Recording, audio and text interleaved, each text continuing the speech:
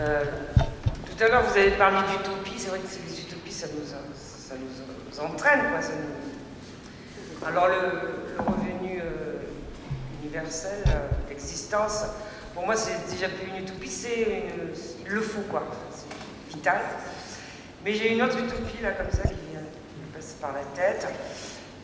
Puisqu'en fait, on se rend compte qu'on est dans le monde entier, et la France aussi, puisqu'on est dedans, on est soumis à un système financier, bancaire et compagnie qui non seulement détruit la planète, mais détruit les vies, en fait. Je me demandais si un jour on pourrait, parce qu'on en a déjà parlé pour l'Amérique latine et tout ça, donc si un jour on pourrait pas, une génération, peut-être pas la nôtre, mais peut-être un peu plus tard, arrêter la dette, enfin annuler la dette, quoi, repartir sur de nouvelles bases. Est-ce que c'est vraiment une utopie? Est-ce que c'est possible? Moi j'y comprends rien en argent. Voilà, c'est une question. Si je voulais... Après, on va peut-être me trouver pas très sérieux et pas politiquement correct, et le candidat va peut-être pas être d'accord avec ce que je dis, mais c'est pas grave. Quand on regarde bien l'histoire de l'humanité, personne ne rembourse sa dette. Les États ne remboursent jamais leur dette. Les États-Unis sont surendettés, le Japon est surendetté, la Chine a racheté la dette. C'est un espèce de truc qui circule comme ça. C'est des espèces de dogmes qu'on s'est imposés nous au niveau européen, mais qui sont juste des dogmes. Alors bien sûr, je ne dis pas qu'il faut effacer la dette, parce que c'est important d'être cohérent avec ce qu'on fait et de ne pas faire n'importe quoi. Parce que la dette, elle se fait quand même sur le dos de la planète, il ne faut jamais oublier ça. À l'arrivée, ce qui paye, c'est les richesses qu'on exploite de manière extrêmement forte. Donc il faut quand même être extrêmement prudent là-dessus, parce qu'il y a quand même toujours une corrélation à un moment donné entre de l'argent qui n'existe pas vraiment et puis ce qu'on gratte dans le sous-sol, etc. Mais ce n'est pas la question fondamentale de l'humanité. Moi, je suis d'accord avec vous. Je suis d'accord avec vous. Et au niveau européen, il faudra qu'on discute de ça, bien entendu. Mais on ne pourra le faire, que en rediscutant d'une autre manière sur le niveau européen, par exemple. Je ne parle pas d'effacer toutes les dettes. Mais Benoît Hamon est pour bien sûr, qu'on rediscute un certain nombre de traités. Et aussi créer de la démocratie au sein de l'Europe, en créant notamment une assemblée européenne issue des parlements nationaux qui remplace un peu les pouvoirs de la Commission, c'est-à-dire que ce soit plus une Europe de parlement qu'une Europe de président, parce que c'est un peu comme ça que ça se passe aujourd'hui. Bon, si on veut faire ça, on va voir Madame Merkel, on dit voilà Madame Merkel, bonjour Madame Merkel, je vais faire ça, elle lui dit bah non, au revoir Madame Merkel, je reviens à Paris, on dit ah bah je lui ai dit.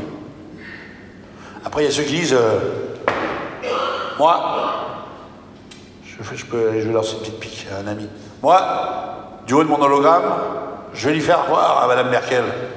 Et on verra bien comment elle va... Hein, on va bien voir qui c'est qui est le plus fort. Moi, je peux vous déjà dire comment il va revenir. Hein.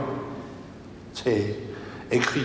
Donc, si on ne trouve pas une autre solution pour discuter, on ne changera rien. Alors déjà, il y a plusieurs choses. C'est que l'Europe n'est pas homogène, contrairement à ce qu'on veut nous faire croire. On a des alliés. On en a en Italie, on en a en Grèce, on en a au Portugal, on en a en Espagne. On en a aussi en Allemagne. Les Allemands ne sont pas monolithiquement pour une vision de l'Europe qui est celle de Mme Merkel. C'est faux de penser ça. Donc on peut créer des unions là-dessus. Et puis il faut trouver une manière de rouvrir le débat.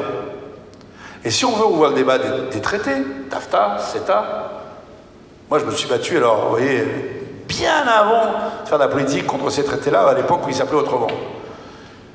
Si on veut rouvrir ces débats-là, eh bien il faut ouvrir d'autres débats à côté. Parce que celui-ci, l'Allemagne n'en veut pas. Mais il y en a un qu'elle veut bien traiter. Et notamment, c'est l'indépendance énergétique de l'Europe. Parce que si nous, on n'est pas tout à fait dans les clous pour les 3%, en ce qui concerne l'émission de particules fines, l'Allemagne, elle est très loin d'être dans les clous, parce qu'elle utilise le charbon. Et donc, si on vient nous dire à nous, oh, les 3%, c'est pas bien, oui, mais vous, les particules fines, c'est pas mieux. Et on parle pas de finances, là.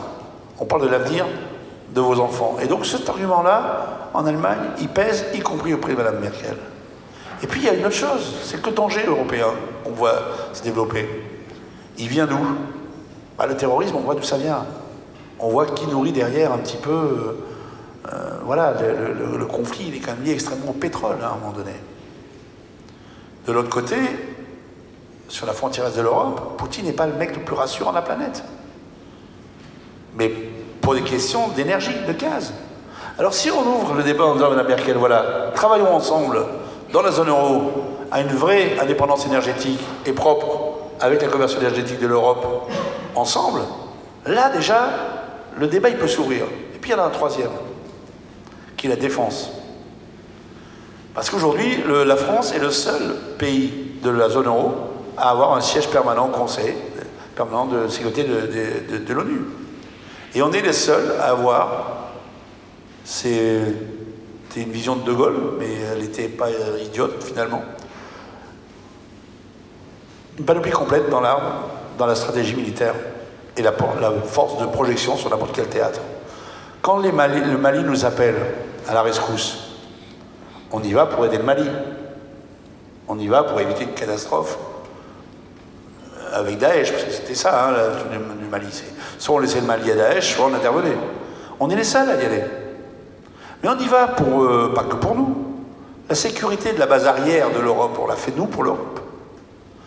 Quand on a Donald Trump qui veut se retirer de l'OTAN, et donc dire que la position de l'Europe ne l'intéresse plus, qu'on a les prétentions de Poutine, qu'on a la situation quand même extrêmement ambiguë de la Turquie, et le terrorisme, qui quand même reste une valeur permanente maintenant dans nos sociétés, alors là aussi, la France a un rôle particulier à jouer en Europe, que ne pourra pas jouer l'Allemagne, que ne pourront pas jouer nos autres pays. Donc on a 3 sujets, dont un qui a priori, ils ne veulent pas ouvrir, mais 2 autres oui. Eh bien c'est aussi cette manière-là de travailler, de voir la globalité des problématiques qui permet d'avancer. Et c'est pour ça que la dette, ça en fait partie de ces sujets de discussion. Il n'y a rien de tabou. je ne dis pas que ce sera simple.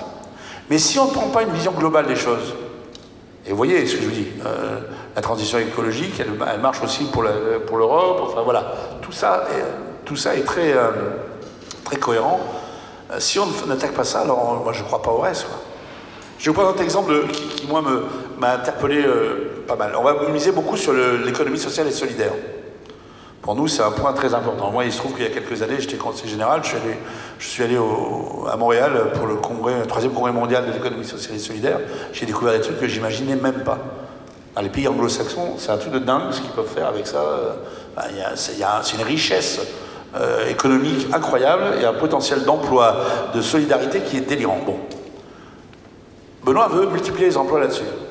Il y a un candidat qui a une très bonne idée, Jean-Luc, toujours, c'est vrai que la sécurité à 100%. Et donc il dit, voilà, on va faire la sécurité sociale à 100%. Très bien, bonne idée, pourquoi pas.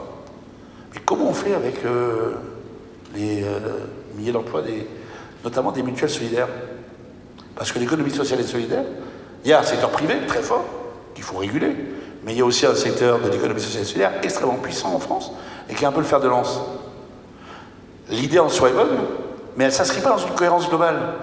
C'est ça qui est compliqué. Si on sort aujourd'hui de la cohérence globale d'un projet, alors on fait, comme on a toujours fait jusqu'à présent, trouver une solution à un problème, et puis si ça ne passe pas, on rogne un peu le budget, et il n'y a plus de solution, le problème reste le même. Voilà. Parce que Fillon, il s'appuie sur la dette, oui, pour justifier tout. Mais Fillon, ça s'appuie sur la dette, mais il s'appuie sur la dette, mais il veut supprimer l'ISF. C'est pas grave, c'est-à-dire qu'il faut réduire la dette et puis on va enlever une partie des recettes. Bon, d'accord. Les plus hautes, d'accord. Bon. Et on va faire payer la CSG aux retraités. La logique, elle est très clairement. C'est pas la logique de la dette, c'est la logique idéologique. C'est une logique idéologique. Si, et l'augmentation de la TVA, bien sûr. Bah oui, c'est l'impôt le plus. C'est celui qu'on paye tous. Au moins, il est sûr que les pauvres le paieront.